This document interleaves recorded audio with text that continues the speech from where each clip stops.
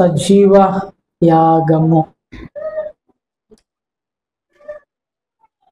చూడండి, రోమిలకు రాసిన పత్రిక 12వ అధ్యాయము 1వ వచనం.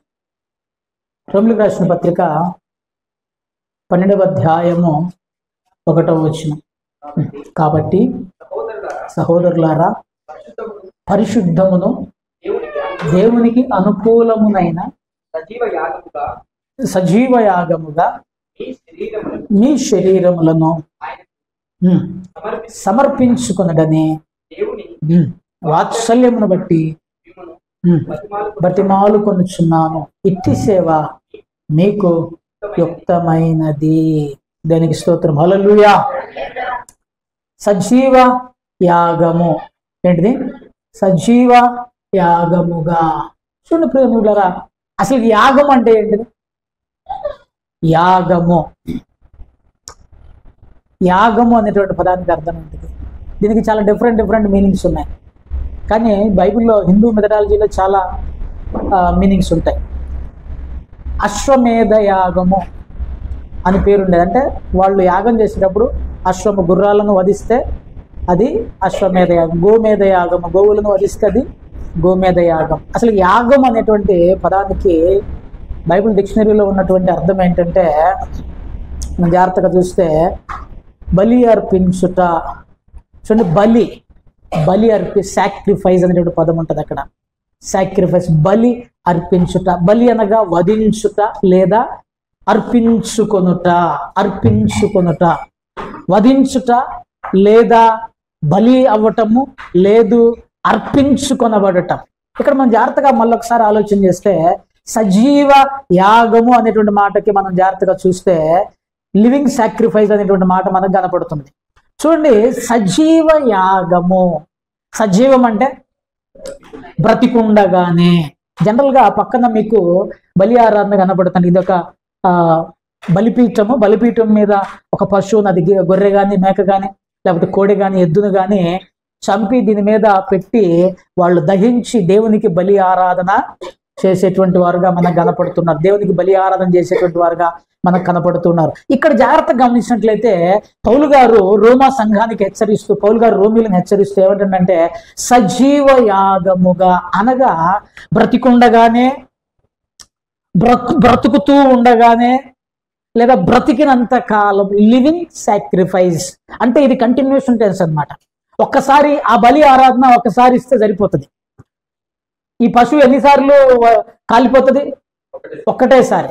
కానీ సజీవ యాగం అంటే బ్రతికినంత కాలము దేవుని కొరకు మనలను మనము బలి అర్పించుకుంటూ, మనలను మనము వధించుకుంటూ, మనలను మనము దేవునికి అర్పించుకునే వారముగా ఉండాలి. బ్రతికినంత కాలము, కొన్ని రోజులు కాదు.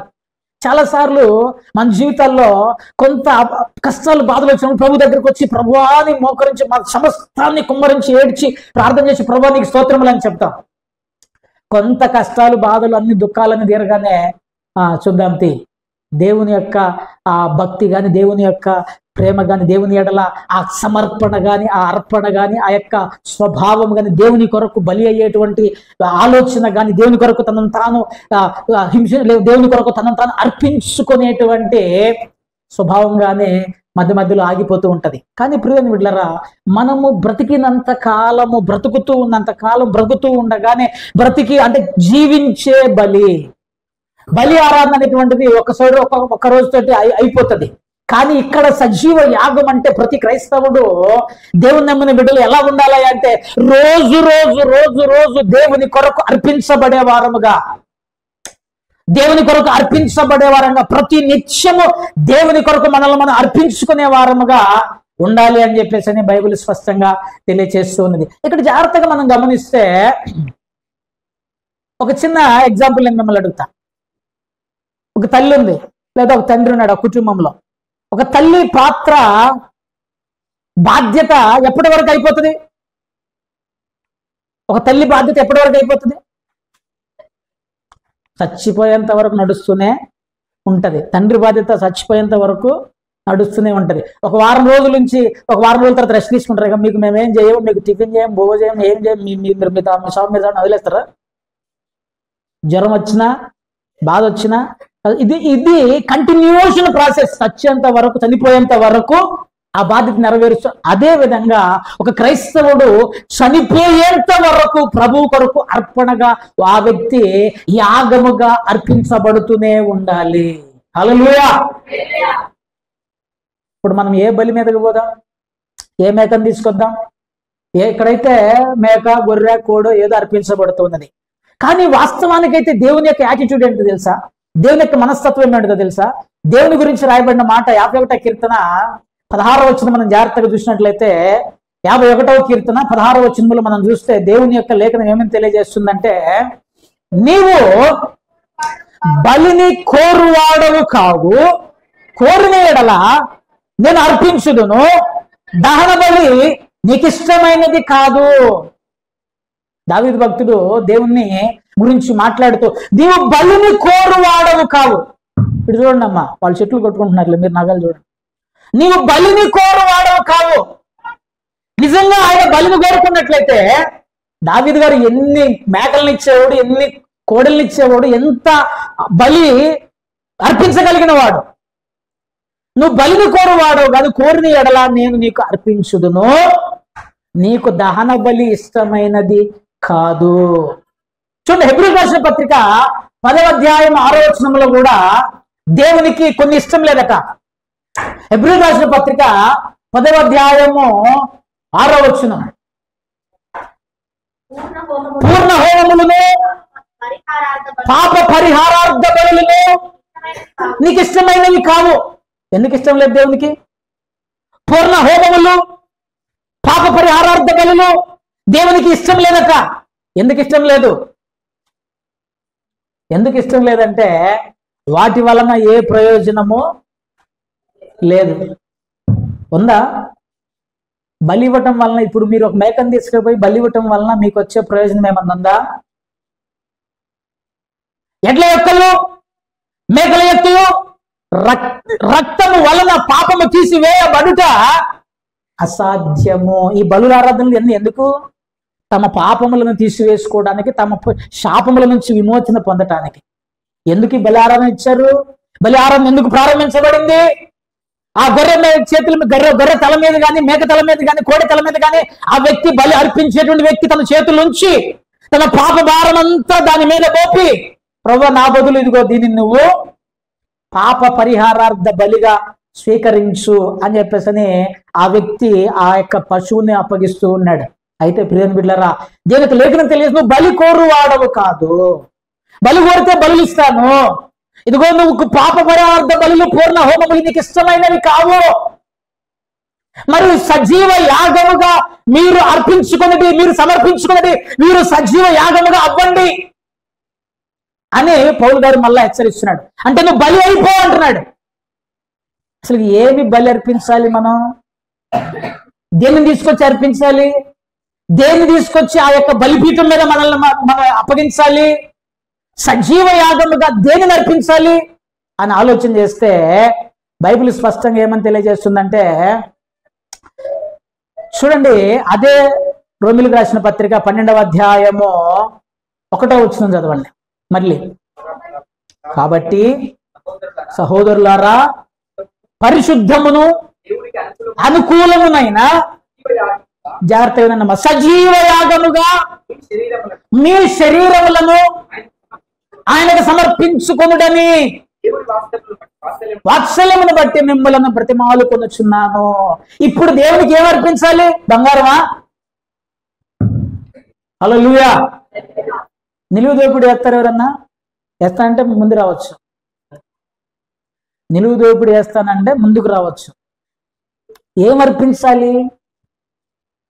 చాలాసార్లు ఈ అర్పణ అర్పణ అర్పణ అనేసరికి అస్సలు మాకు పక్క పోయి మిగతా కొసలు అన్ని ముందుకు వస్తాయి. చూడండి ప్రియమిత్రులారా, పౌలు గారు దేనిని అర్పించడం, సజీవ యాగముగా దేనిని అర్పించమని కోరుతున్నాడు. బతిమాలు కొనుచున్నాను. బతిమలు ఆడుతున్నాడు మనల్ని. ఏం చేస్తున్నాడు?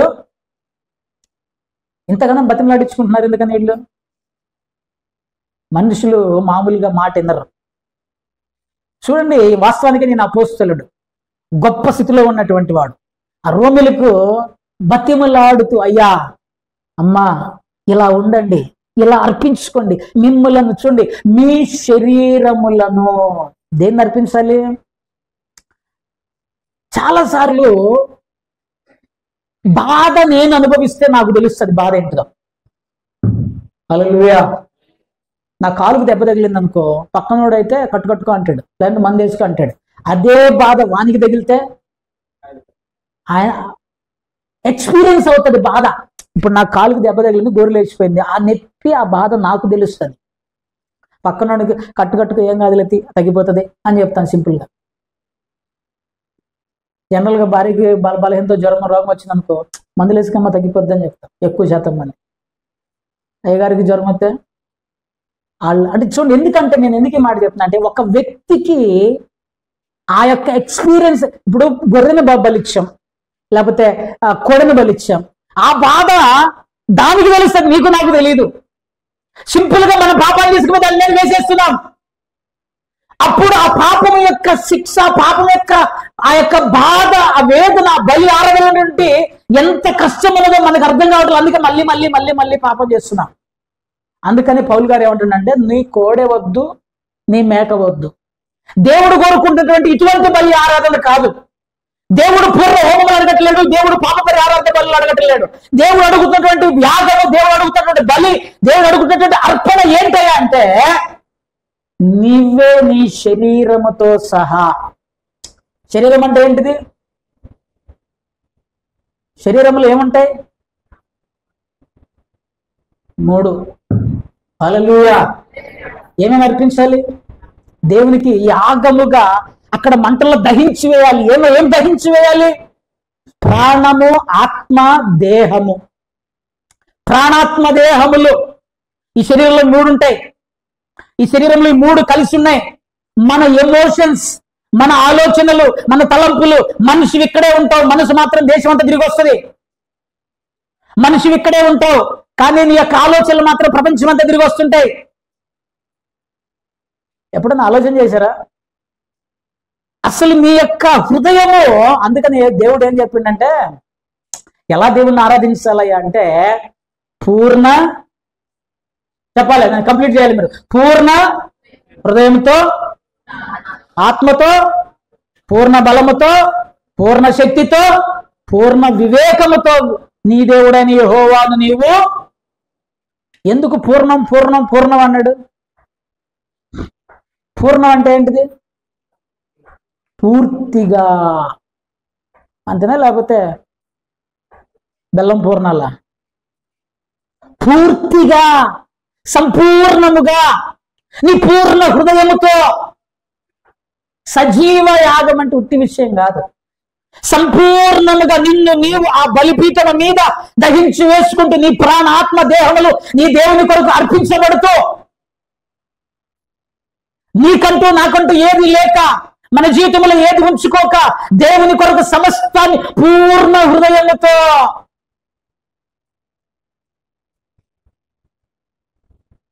హాఫ్ హార్టెడ్ కమిట్మెంట్ అంటారు ఇంగ్లీష్ లో. సగము హృదయం మాత్రమే దేవునికి ఇస్తారట ఎక్కువ శాతం మంది. మిగతా సగం వాళ్ళకి నేను ఇప్పుడు ఏమంటానంటే, దేవుడు అందుకే అద్భుతంగా ఒక చిన్న ఎగ్జాంపుల్ చెప్పాడు. మీరు 2 యజమానులకు దాసులుగా ఉండలేరు అన్నాడు. ఆ 2వ యజమాని దేవుడు సిరి, లేదా డబ్బు, లేదా ఇంకోటి. అంటే ఇక్కడ ఏంటిది? దేవుడు కాకుండా మనుషులకు ఇంకొక యజమానుడు ఉంటున్నాడు.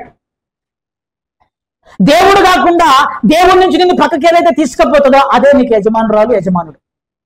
దేవుని సన్నిధి నుంచి నిన్ను పక్కకు జరిపించేది ఏదైతే ఉంటుందో, ఒకరిని డబ్బు తీసుకపోతుంది, ఒకరిని శరీరం తీసుకపోతుంది, ఒకరిని మోహం తీసుకపోతుంది, ఒకరికి రకరకాల ఆలోచనలు తీసుకపోతున్నాయి, ఒకరికి విగ్రహం పట్టకపోతుంది, ఒకరిని శరీరేచ్ఛలు పెట్టకపోతున్నాయి. అందుకని దేవుడు ఏమంటుండంటే, నీకు 2 యజమానులు ఉండడానికి వీల్లేదు, ఒకడే యజమానుడు. ఎవరా యజమానుడు? యేసు. హల్లెలూయా. ఆ యజమానుడు యేసైతే సమస్తమును ఆయనకు అప్పగించుకుని, అందుకే అంటున్నాడు, మీ యొక్క శరీరములను సజీవ యాగముగా దేవునికి సమర్పించండి. అర్పించండి, సరెండర్. ఈ సమర్పించడం అంటే అర్థం ఏంటిదో తెలుసా? ఇంగ్లీష్లో సరెండర్ యువర్ సెల్ఫ్ అని ఉంటుంది. బైండ్ ఓవర్ అంటారు అప్పుడప్పుడు. ఈ పదాలన్నీ పోలీసులకు బాగా తెలుసు. సరెండర్, బైండ్ ఓవర్ అంటే వాడిని తీసుకొచ్చి అక్కడ అప్పగించి వెళ్ళిపోతున్నామని అర్థం. బైండ్ అక్కడ అప్పగించేసినాము. అప్పగించిన తర్వాత ఇంకా మళ్ళీ వాడు పోవడానికి కూడా అక్కడే ఉండాలి. నీ యొక్క శరీరమును సమర్పించండి, అర్పించండి అంటే ఇక నువ్వు అక్కడే దేవునికి అప్పగించుకుంటే దేవునితోనే మనము చూడండి. అందుకనే పౌలు భక్తుడు రోమిలకు రాసిన పత్రిక 6వ అధ్యాయం 13వ వచనంలో ఈ రీతిగా రాస్తున్నాడు. 6వ అధ్యాయం మరియు మీ అవయవములను దుర్నీతి సాధనములుగా అప్పగింపకుడి, మృతులలో నుండి సజీవులం అనుకొని మిమ్మల్ని మీరే దేవునికి అప్పగించుకొనుడి. మీ అవయవములను నీతి సాధనములుగా దేవునికి అప్పగించండి. జాగ్రత్తగా మీ అవయవములను, అవయవములు అంటే ఏంటి? మీకున్న అవయవాలు చూపించండి. అరికాల నుంచి నడినెత్తి వరకు ప్రతిదీ మీకున్నటువంటి అవయవం. మీ అవయవములను అనగా మీ కాళ్ళు నుంచి అరికాల నుంచి నడినెత్తి వరకు మీకున్నటువంటి అవయవములను దుర్నీతి సాధనములుగా పాపమునకు అప్పగించకుడి. పాపమునకు అప్పగించకండి. హల్లెలూయా, హల్లెలూయా అంటే ఏంటిది అర్థం? నీ శరీరంలో ఏ వస్తువు, ఏ అవయవం కూడా, ఏలు గాని కన్ను గాని, నీ శరీరంలో ముక్కు గాని, లేకపోతే చూపు గాని, పెదవులు గాని, నాలుక గాని, నీ శరీరంలో ఏ భాగము గాని పాపమునకు సాధనముగా వాడబడటానికి వీలు లేనే లేదు. అయ్యా నేను మొత్తం బాగే కానీ ఈ చెయ్యి మాత్రం ఒక్కటే నేను బాగా ఒక బాధ్యత తీసుకుంటానడట. మొత్తం ఈ కానీ ఈ చేతికి మాకన్నాడట. ఎందుకు రా అంటే దీంతో ఒకటి కొట్టాలే, కొట్టి వచ్చిన తర్వాత నాకు బాప్తిజం ఇద్దు, చేతికి ఇద్దు కానీ అన్నాడట. అంతేనా కాదా? ఇప్పుడు చాలా మంది క్రైస్తవుల యొక్క పరిస్థితి ఎట్లుందంటే, కొన్ని అవయవాలు ప్రభువా నీకు లేదు అంటే ఆదివారం నీకు, మిగతా రోజుల్లో మాకు, మా అవయవాలు మా ఇష్టం, నా శరీరం. అందుకనే బైబిల్ ఏం చెప్తుందంటే, నీ దేహము దేవుని వలన నీకు అనుగ్రహించబడి మీలో ఉన్న పరిశుద్ధాత్మకు ఆలయమై ఉన్నదని మీరు ఎరుగరా. నీ దేహం నీది కాదు, ఈ శరీరం నీది కాదు. ఇవి యొక్క ఆరికాలు నడెత్తరు. నువ్వు అనుకుంటున్నావు నేను పెంచాను, నేను నేను నేను నేను నేను ఏడ నువ్వు ఒక్క దెబ్బకు ఒక్కసారి కనుక గాలిలో లోపల నుంచి గాలి బయటికి పోయిందనుకో,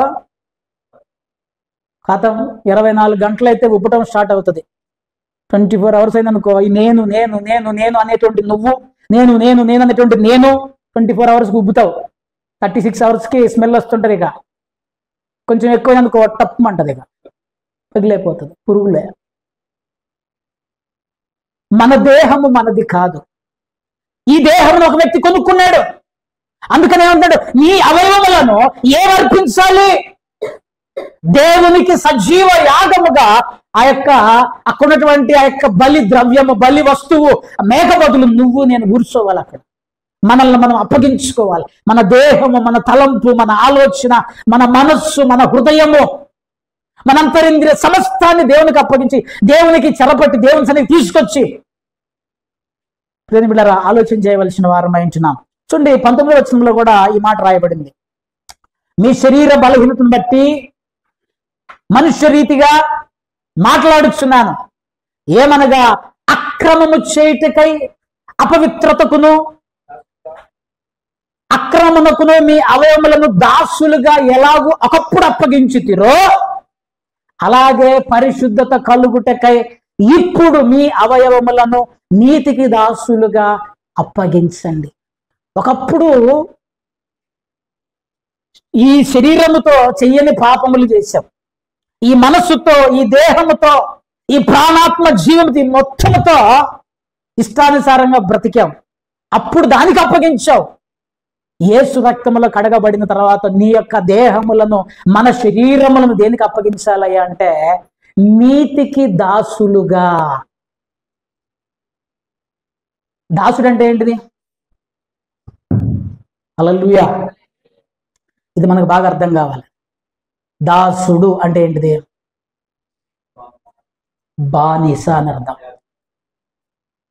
దాసుడు అంటే బానిస అంటే ఏంటిది అర్థం? ఈ శరీరము నీతికి బానిస. నీతి తప్పి ఈ శరీరము ప్రవర్తించడానికి వీల్లేదు. ఏ విషయంలోనైనా సరే, కన్ను గాని నోరు గాని, చాలా మంది నోరు, మనస్సు, హృదయము. కొంతమంది ఎట్లుంటారంటే పక్క వాళ్ళు మంచి చీర కట్టుకున్నా కూడా ఇట్లా చూస్తుంటారు అన్నమాట. మంచిగా ఉన్నా కూడా నువ్వు కూడా కొట్టుకో, నువ్వు కూడా కొనుక్కో, నువ్వు కూడా కష్టపడు. ఎవరొద్దన్నారు? నువ్వు కూడా ప్రయాసపడు, నువ్వు కూడా సంపాదించు. ఇప్పుడు వీడి శరీరం బాగానే ఉంది కానీ వీడి హృదయం ఎట్టుంది? అందుకని యేసుక్రీస్తు ప్రభువు ఏం చెప్పాడంటే, అయ్యా బయట నుంచి లోపలికి వెళ్ళేటువంటిది మనిషిని అపవిత్రపరచదు. లోపల నుంచి అనగా మనిషి యొక్క హృదయంలో నుంచి ఇన్ని రకాల చెత్త వస్తుందే, ముందు దాన్ని అడుగు. పరిశీలకు శాస్త్రులకు ఏం చెప్పిందంటే, అయ్యా బాబు నువ్వు పళ్ళెం బయట కాదు లోపల అడుగు. బయట శుభ్రం చేయటం కాదు, లోపల శుభ్రం చేయి. అంతరంగము సమస్తమైన దోపతో కల్మషంతో నిండి ఉన్నది, దానిని శుభ్రం చేయి. నీ యొక్క జీవితాన్ని దేవునికి, నీ శరీరమును దేవునికి, నీతికి సాధనములుగా నీ చెయ్యి మంచి పని చేయాలి, నీ కన్ను మంచి పని చేయాలి. నీ జీవితం అరికల్సి నడే వరకు నీ యొక్క సమస్తము నీతికి దాసులు. దాసుడు అనేటువంటి మాటకు అర్థమేంటో తెలుసా? డ్యులోస్, బానిస. బానిసకి వేరే హక్కులు, బానిసకి వేరే స్వాతంత్ర్యము లేనే లేదు. మీకు ఒక వ్యక్తి గురించి చెప్తాను నేను. ఈయన ఎప్పుడైనా చూసారా? ఈ వ్యక్తి పేరు బిల్ బ్రైట్.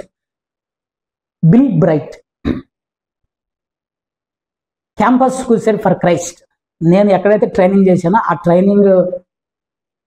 ఆ సంస్థను స్థాపించిన ఆయన అమెరికా, బిల్ బ్రైట్. ఈయన ఒకరోజు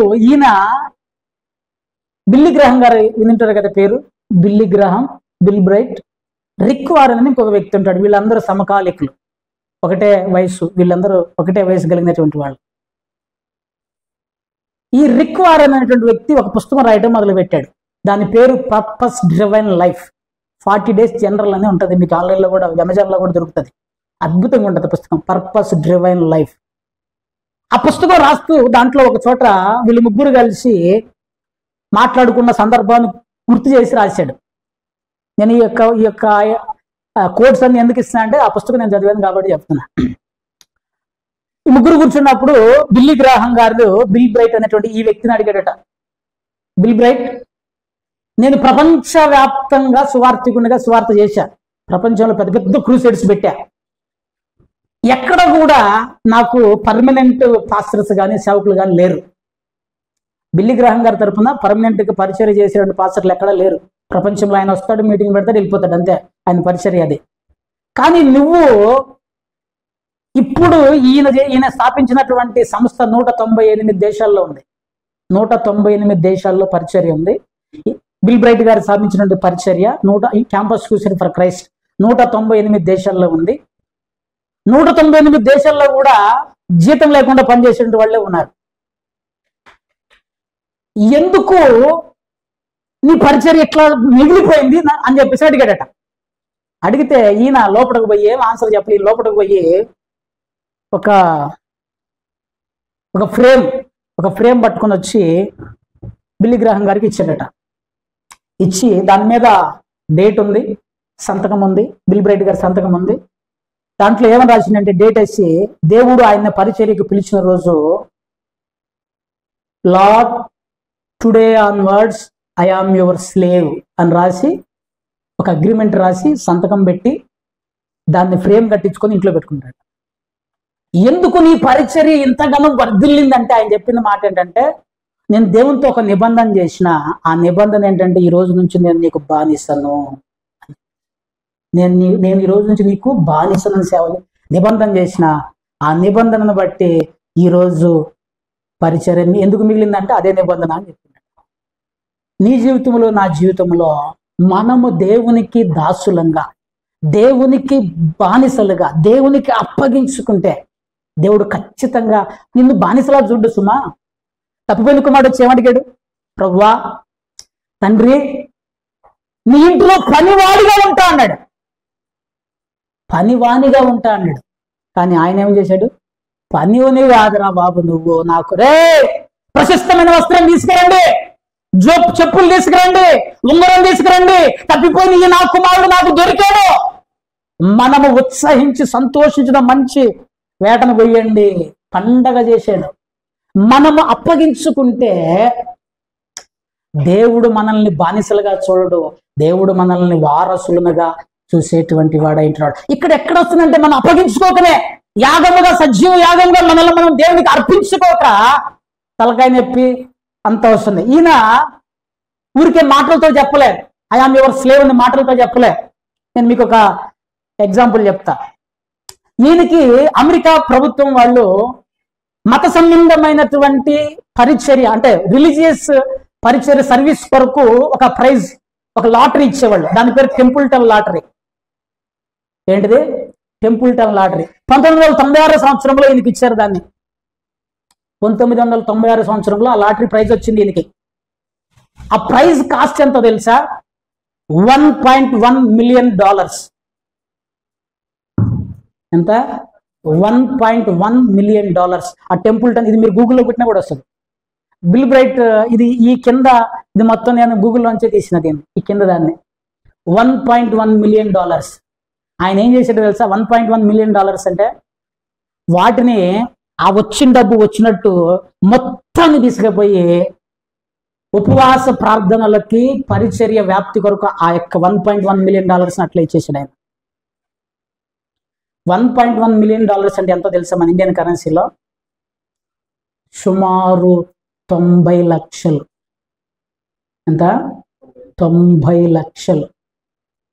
ఈ 198 దేశాల్లో ఆయన పరిచర్య ఉంది.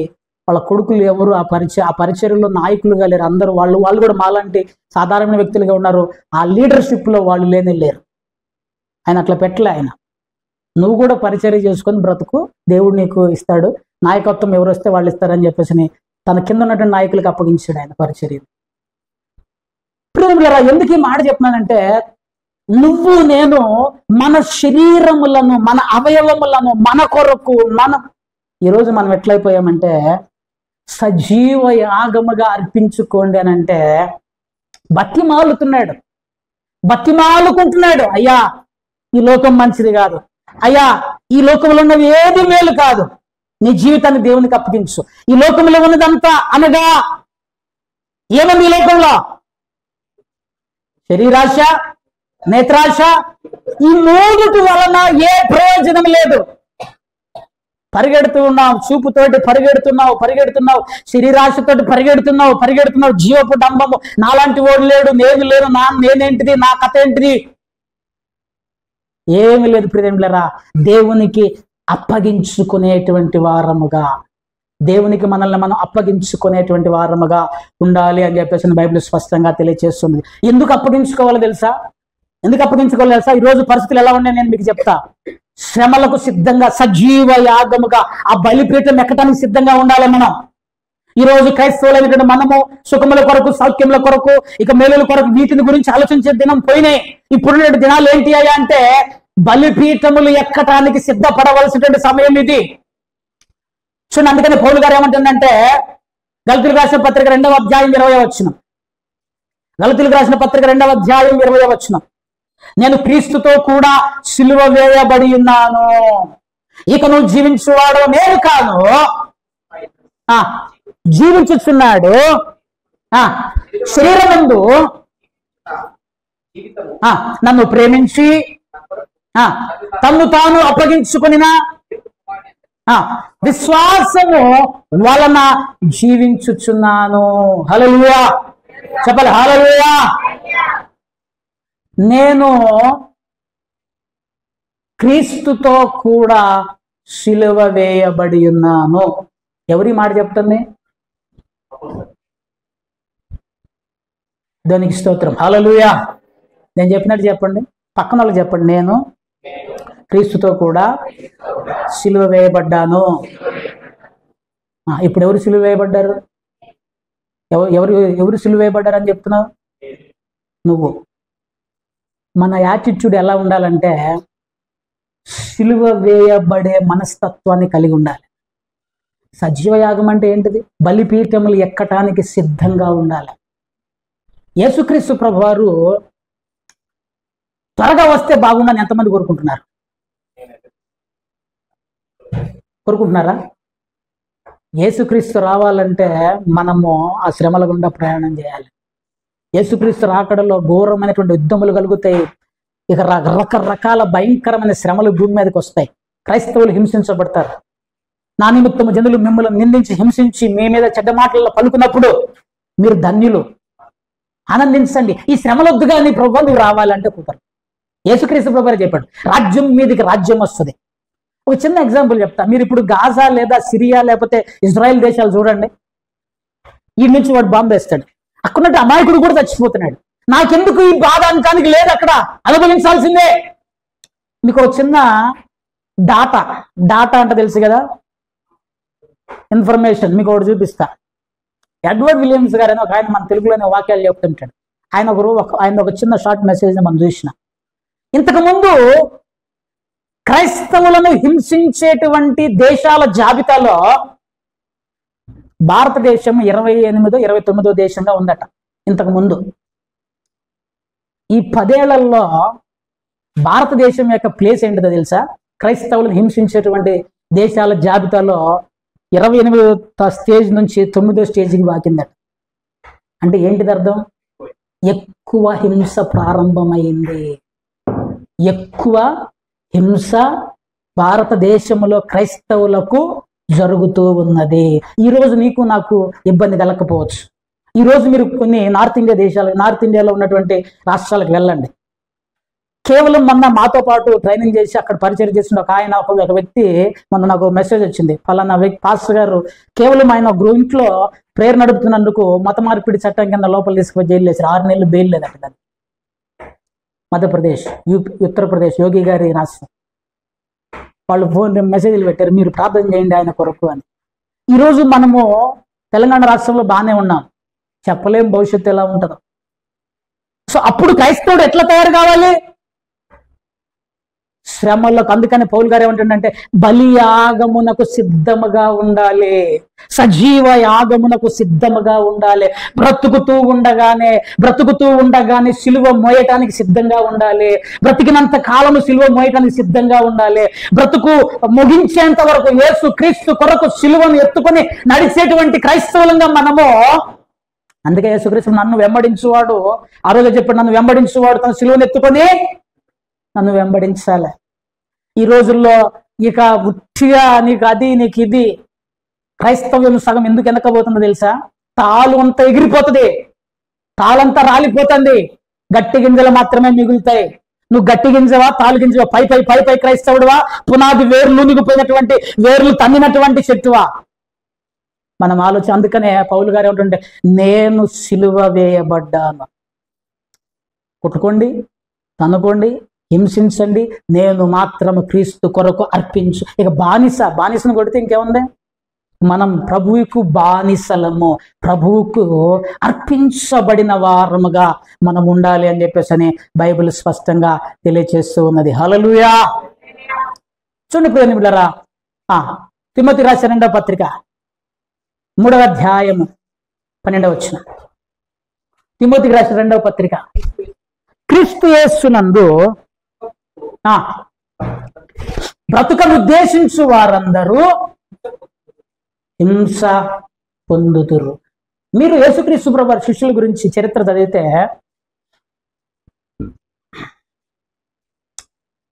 ఒక్క యోహాను భక్తుడు తప్ప, జాగ్రత్తగా వినండి, యేసుక్రీస్తు ప్రభువు శిష్యుల యొక్క చరిత్ర చదివితే కాదు. యోహాను సువార్త రాసినటువంటి పద్మాసు ద్వీపంలో ఖైదీగా చేయబడి ఇక ఆయన సహజ మరణం పొందాడు. ఆ ద్వీపంలోనే ఇక ముసలుడైపోయి చనిపోయాడు. ఆయన ఒక్కడు తప్ప మిగతా వారందరూ శిష్యులు, యేసుతో నడిచిన వారు, యేసును చూచిన వారు, యేసు కొరకు సాక్ష్యముగా నిలబడిన వారు అందరూ హతసాక్షులే. అందరూ హతసాక్షులే. హతసాక్షులు అంటే ప్రభువు కొరకు చనిపోయినటువంటి వారు, ప్రభు కొరకు చంపబడినటువంటి వారు. మీరు జాగ్రత్తగా కలుసుకోండి. పేతురు గారిని సిలువ వేయబోతే ఆయన అన్నాడు, అయ్యా ఆ మహాత్మునిలాగా సిలువ వేయించుకోవడానికి నేను యోగ్యుడిని కాదు, నన్ను తల్లకిందులుగా సిలువ వేయండి అని చెప్పేసి అంటే తల్లకిందులుగా సిలువ వేశారు. యేసు క్రీస్తు నందు మన ఇండియాకి తోమా గారు పరిచర్యం తీసుకొచ్చాడు. 1వ శతాబ్దంలోనే బల్లాలతో పొడిచి చంపారు.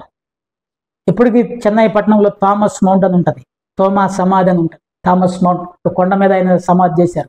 అప్పుడప్పుడు 2-3 సార్లు మేము వెళ్ళి చూసినా, నేనైతే 2-3 సార్లు చూశాను. అక్కడికి వెళ్ళి ఏముండదు, అక్కడ కొన్ని ఎముకలు కనపడతాయి అంతే. ఈ దేశానికి దేవుని యొక్క ఎక్కడ ఇజ్రాయేల్, ఎక్కడ ఇండియా? ఆయనకు అసలు ఇక్కడ రావాల్సిన అవసరం ఉంది, ఇక్కడ స్వార్థ ప్రకటించాల్సిన అవసరం ఉంది. ప్రభువు కొరకు అర్పించబడు నేను దేవునికి అప్పగించుకున్న పడవెక్క దేవుడు ఎటు తీసుకపోతాడు పోతా, ఎటు తీసుకపోతాడు పోతా. కొట్టుకొని కేరళ ప్రాంతంలో బయటపడ్డాడు, కేరళ ప్రాంతాన్ని ఒడ్డుకు చేరాడు. రావాలని రాలే, దేవుడు అట్లా నడిపించాడు అంతే. ప్రియని బిడ్డలారా, ప్రభువు కొరకు మనము అన్ని యాగము అంటే, అందుకనే పశువుకి అర్థం కాదు, అది చనిపోయింది. మనం బ్రతికుండగానే ఆ బాధ, ఆ వేదన, ఆ బలి యొక్క వధించబడినటువంటి ఆ యొక్క ఎక్స్పీరియన్స్ మనము అనుభవించాలి. అందుకనే పౌలు గారు అంటాడు, నీవు సజీవ యాగముగా మీ శరీరములను అర్పించండి, సజీవ యాగముగా అర్పించండి. క్రీస్తు యేసునందు సద్భక్తితో బ్రతకను ఉద్దేశించువాడు హింస పొందును. డాల్గోల్ క్రైస్తవులకి కష్టాలు రావు, గుర్తుపెట్టుకోండి. అల్లటప్ప క్రైస్తవుడికి అసలు కష్టమే రాదు. ఎందుకు? వాడు పట్టించుకోడు. వీడు నా వాడే కాబట్టి వాడితో నాకేనని పెద్ద పట్టించుకోడు. అసలైన వాడికే కష్టం వస్తుంది. మీకు అప్పుడప్పుడు మీరు ఈ వాట్సాప్లో కానీ ఈ ఫేస్బుక్లో కొన్ని పోస్టులు ఉంటాయి. కొన్ని మొలలు ఒకటి వంకరగా ఉంటుంది, ఇంకోటి ఇంకరగా ఉంటుంది. వంకరగా ఉన్నాయి అన్నీ వదిలిపెడతాడు, నిటారుగుండ దాన్ని కొట్టి లోపలికి పెంచుతాడు. కింద ఏం రాశాడు తెలుసా? స్ట్రైట్ అవే ఉంటే ఎట్టే ఉంటుంది పరిస్థితి అని రాస్తాడు. వంకరగా ఉంటే నిన్ను ఎవడు పట్టించుకోడు. నువ్వు లోకముతో సహవాసంగా ఉంటే నిన్ను ఎవడు పట్టించుకోడు. సాతాను నిన్ను ఎందుకు పట్టించుకుంటాడు? స్ట్రైట్ అవే నేను క్రీస్తు కొరకు నిలబడతా అన్నప్పుడే వాడి దృష్టి మన మీద పడుతుంది. పడినప్పుడు మనం వానితో యుద్ధం చేయవలసిన వారమంటారు. వానితో రాజీ పడటానికి వీల్లేదు. వానితో మనము దేవుని సన్నిధిలో అంతము వరకు. అందుకనే ప్రేమిలరా, ఎప్పుడు చావుకు భయపడమాకండి, కష్టాలకు భయపడమాకండి, ఇబ్బందులకు భయపడమాకండి. తప్పక మీకు శ్రమ కలుగుతుంది. అంతము వరకు నమ్మకముగా ఉండుము, నీకు జీవ కిరీటము. సో మనము బలిపీఠములు ఎక్కటానికి సిద్ధపడిన వారు క్రైస్తవులంగా మనం ఉండాలి. ఈ రోజు క్రైస్తవ్యము చివరి దినాల్లోకి వస్తున్నాం. ఈ రోజు క్రైస్తవ సంఘానికి కావాల్సింది ఏంటి? ఏం బోధ అంటే శ్రమలను ఎదుర్కోవటానికి సిద్ధపడేటువంటి బోధ కావాలి. మిగతా తాయిలాలన్నీ వస్తే పోతుంటాయి, కానీ ఈ రోజు మనం నేర్చుకోవాల్సిన అంటే దేనికైనా రెడీ అనేటువంటి. అందుకనే మన జీవితంలో వెనుదిరుగక పౌలు గారు అందుకన్నాడు, బ్రతుకుట క్రీస్తే, సావైతే మేలే. ప్రభు కొరకు చచ్చిపోయినా కూడా లాభమే అనేటువంటి మాట మాట్లాడుతున్నట్లుగా మనం చూస్తున్నాం. కనుక ప్రియని బిడ్డలారా, మనం ఆలోచన చేయవలసిన వారం అంటున్నాం, సజీవ యాగముగా మనల్ని మనం అర్పించుకోవాలి. హల్లెలూయా. ఏమర్పించాలి? సజీవ యాగముగా మన శరీరాన్ని అర్పించాలి. శరీరాన్ని అర్పించాలంటే మిగతా అన్ని అర్పించినట్టే. అర్థమవుతుందా? ఇప్పుడు నేనే దేవుని సొత్తు అయిన తర్వాత నాకున్నాయన్ని ఎవరి సొత్తు అవుతాయి? దేవుని సొత్తే కదా. ఇప్పుడు నాకున్న ఆస్తిలో నా పిల్లలకు వారసులేనా? ఖచ్చితంగా వాళ్ళు వారసులే. నాకు రూపాయి అంటే రూపాయిలో వాళ్ళు వారసులే. సో నేను దేవుని సొత్తు దేవునికి అప్పగించుకున్నానంటే దేవునికి కలిగినవి అన్నీ నాయే. సో కనుక మన ప్రేమలరా, ఆయన శ్రమలలో కూడా ఆయన ఆశీర్వాదం ఎలా పాలివారమో ఆయన శ్రమలలో కూడా మనం పాలివారమై ఉండవలసిన వారమై ఉంటున్నాం. కనుక మనము మన శరీరములను సజీవ యాగముగా దేవునికి అర్పించేటువంటి వారముగా ఉందాం. ఇట్టి పరిచర్య, ఇట్టి పని దేవునికి స్తోత్రం. హల్లెలూయా. ఇంకొక విషయం చెప్తా, దేవునికి అర్పించాలి. చూడండి, దేవునికి అనుకూలమును పరిశుద్ధమునైనటువంటిదట. పరిశుద్ధమును అనుకూలమునైనటువంటిది ఇది. ఏంటిది? సజీవ యాగముగా నన్ను నేను అప్పగించుకోవటం అనేటువంటిది పరిశుద్ధమైనది, దేవునికి అనుకూలమైంది. నువ్వు దేవునికి ఇష్టమైంది ఏదైనా చెయ్యాలి అని అంటే ఏం చేస్తావు? ఫర్ ఎగ్జాంపుల్ ఇంకొక చిన్న మాట చెప్తా వినండి. మీకు నచ్చిన వాళ్ళు బర్త్డేనో లేకపోతే ఇంకోటి ఉందనుకోండి. మా పాస్టర్ మీద బర్త్డే అనుకుందాం. ఏం చేస్తాను నేను? ఆమెకు నచ్చిన చికెనో మటనో ఏదో ఒకటి సంథింగ్ ఆమెకు నచ్చింది చేయటానికి ప్రయత్నం చేస్తాను, ఆమెను సంతోషపెట్టడానికి. ఆమెకు నచ్చిన ఆ రోజు ఆమెకి నచ్చినటువంటి ఏదైనా వంటమో లేకపోతే ఇంకోటో ఆ రోజు బయటకి సంథింగ్ ఆమె సంతోషంగా ఉండటం కొరకు ఏమి డబ్బులు లేకపోతే 200 రూపాయలు ఒక కేక్ ఏదో ఒకటి తీసుకొచ్చి కట్ చేసి రైట్. ఎందుకు? ఆమెకి ఇష్టం కాబట్టి. ఇప్పుడు నేను దేవునికి ఇష్టమైనది చేయాలి. దేవునికి ఇష్టమైనటువంటిది ఏంటిది? నన్ను నేను అప్పగించుకోవటమే ఇష్టం. నన్ను నేను ఆయనకు అప్పగించుకోవటమే. చూడండి, మళ్ళా చదవండి ఫస్ట్ నుంచి ఆ మాట. కాబట్టి సహోదరులారా, జాగ్రత్త, పరిశుద్ధమును దేవునికి అనుకూలమునైన సజీవ యాగముగా మీ శరీరములను ఆయనకు అప్పగించండి. హల్లెలూయా. ఈ సజీవ యాగముగా శరీరములను అప్పగించటం అనేటువంటిది దేవునికి ఇష్టమైనది, దేవునికి అనుకూలమైనది. ఏంటిది? దేవునికి ఇష్టమైనది, దేవునికి అనుకూలమైనది. మనకి ఇష్టమైనవి చాలా ఉన్నాయి. ప్రియమైన బిడ్డలారా, ఆలోచించండి. మనకి ఇష్టమైనది కాదు, దేవునికి ఇష్టమైనది ఏంటంటే మనల్ని మనం అప్పగించుకోవడం. దేవునికి ఇష్టమైంది నువ్వు బంగారం ఇస్తే సంతోషిస్తాడా? నిన్ను నువ్వు అప్పగించుకుంటే సంతోషిస్తాడా? హల్లెలూయా. మళ్ళా క్వశ్చన్ జాగ్రత్తగా ఉందండి. మీరు దేవునికి బంగారం ఇస్తే సంతోషిస్తాడా? నిన్ను నువ్వే అప్పగించుకుంటే సంతోషిస్తాడా? మరి ఏది ఇస్తావు? ఇప్పుడు బంగారం అన్న ఇస్తా కానీ నన్ను నేను మాత్రం ఇయలేను ప్రభువా, ఎందుకంటే నాకు బోలెడు టెంప్టేషన్స్ ఉన్నాయి.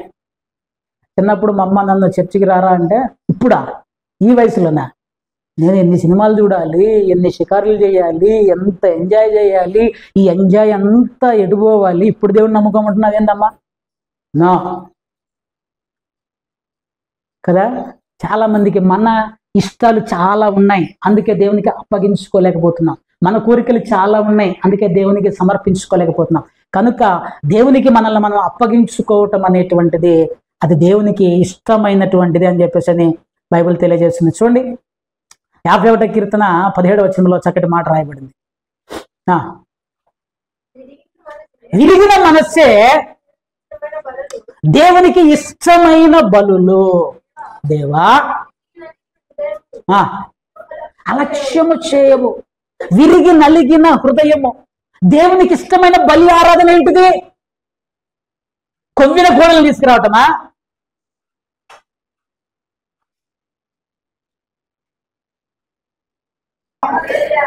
ఏమిస్తే ఆయన ఉపకారాలు తీరుతాయి? ఆ గొప్ప రక్షణకి ఏమి ఇవ్వగలుగుతాం? ఆయన ఏం కోరుకుంటున్నాడు? విరిగి నలిగిన మనస్సు దేవునికి ఇష్టమైన బలి. విరిగి నలిగిన మనస్సు అంటే విరగొట్టుకోండి, నలగొట్టుకోండి. తగ్గింపు, హ్యూమిలియేషన్, దేవుని సన్నిధిలో విధేయతతో కూడినటువంటి మనస్సు. అందుకనే 66వ కీర్తనలో యెషయా గ్రంథం 66వ అధ్యాయం 2వ వచనంలో బి పాయింట్లో అంటాడు, ఎవడు దీనుడై నలిగిన హృదయము గలవాడై నా మాట విని వణుకుచుండునో వానిని నేను దృష్టించుచున్నాను. ఎవడు దీనుడై నా నలిగిన హృదయము గలవాడై తగ్గించుకొని, ప్రభువా నా కొరకు నువ్వు ఈ రకంగా అర్పించు. అర్పించబడాలి అని అంటే తగ్గింపు ఉండాలి. గుర్తుపెట్టుకోండి, బలి పీఠము ఎక్కాలి అంటే లోబడాలి. గొర్రె ఇస్సాకు అబ్రహాంకి ఎదురు తిరిగినట్లయితే బలిపీఠం ఎక్కేవాడా? ఇస్సాకు అబ్రహాంకు ఎదురు తిరిగినట్లయితే బలిపీఠం ఎక్కగలిగేవాడా? అబ్రహాం ముసలోడు అప్పటికే 100 దాటిపోయినాయి. 100, 100 ఆయన దగ్గరగా 15-16 సంవత్సరాల ఏజ్ ఉన్నటువంటి ఏజ్ సుమారుగా, నాకు ఎగ్జాక్ట్గా మనకు సుమారు 12-13 నడవగలిగినటువంటి, అంటే ఆ ఉన్నటువంటి వస్తువులన్నిటిని బట్టి ఇది బలి ఆరాధన కొరకు అని గ్రహించగలిగిన మనసు ఉన్నవాడు. 15 సంవత్సరాలు మినిమం వేసుకోండి. కట్టెలు ఉన్నాయి, కత్తి ఉంది, అన్నీ ఉన్నాయి, బలి పశువు లేదు తండ్రి అని అడగగలిగిన, అంటే వాళ్ళ నాన్న చెప్పకముందే ఉన్న వస్తువులను బట్టి ఇది బలి ఆరాధనకు పోతున్నాము అని గ్రహించగలిగిన మనసు ఉన్నటువంటి వయస్సు సుమారు 15-16 సంవత్సరాలు వేసుకుంది. ఈయన 115 సంవత్సరాలు అనుకుందాం. 115 సంవత్సరాల వ్యక్తిని 15 సంవత్సరాల పిల్లగాడు ఒక్క దెబ్బ కట్టినట్టేయచ్చు. ఒక్కటే సెకండ్కి ముసలాడ పో అని చెప్పి దుబ్బేయచ్చు. కానీ ముసలి తండ్రి పట్టుకుంటే లోబడి ఆ బలిపీఠం మీద పండుకొని ఎందుకు చంపుతున్నావని కూడా అనలే, ఎందుకు చంపుతున్నావని కూడా అడగలే, ఎందుకు నన్ను చేస్తున్నావని కూడా అనలే. కానీ ఆ బలిపీఠం మీద నుంచి బయటకు వచ్చి ఒక గొప్ప, అంటే ఆ విధేయత, ఆ తగ్గింపు ఉన్నప్పుడే దేవుడు మనల్ని దర్శించేటువంటి వాడైంటున్నాడు. మనము ఆ తగ్గింపు, అందుకే విరిగి నలిగిన మనస్సు దేవునికి ఇష్టమైన బలి, మిగతా ఏమీ కాదు. నీ హృదయమే దేవునికి ఇష్టమైనటువంటి బలి ఆరాధన, నువ్వే దేవునికి ఇష్టమైనటువంటి వాడు కనుక దేవునికి అర్పించుకునేటువంటి వారముగా మనం ఉండవలసిన వారమై ఉంటున్నాం. చూడండి ప్రియమిత్రులారా, మనం చూసినట్లయితే తిమోతి రాసిన పత్రిక 2వ అధ్యాయము 4వ వచనము, క్షమించండి, తిమోతి రాసిన 2వ పత్రిక 4వ అధ్యాయము 6వ వచనం, ఫిలిప్పీలకు రాసిన పత్రిక 2వ అధ్యాయం 17వ వచనం, ఒకరు చదవండి గటక ముగిద్దాం.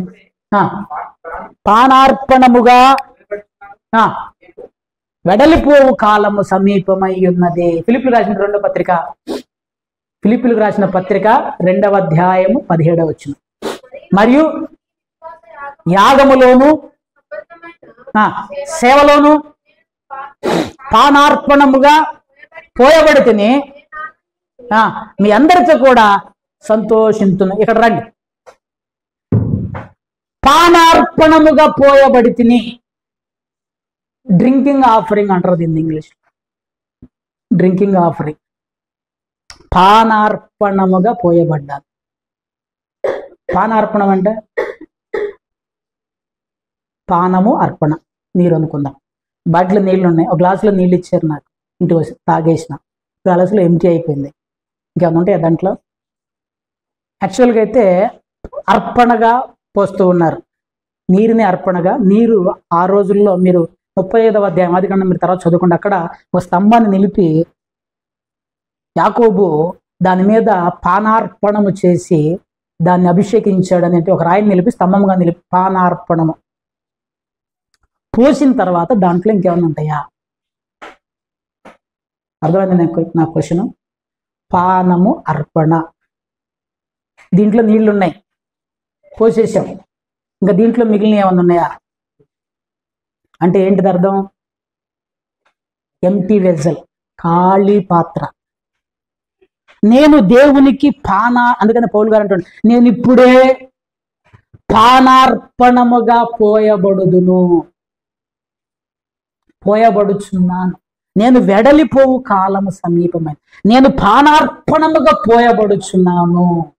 అంటే దీంట్లో ఇంకా ఏమీ లేదు. హల్లెలూయా.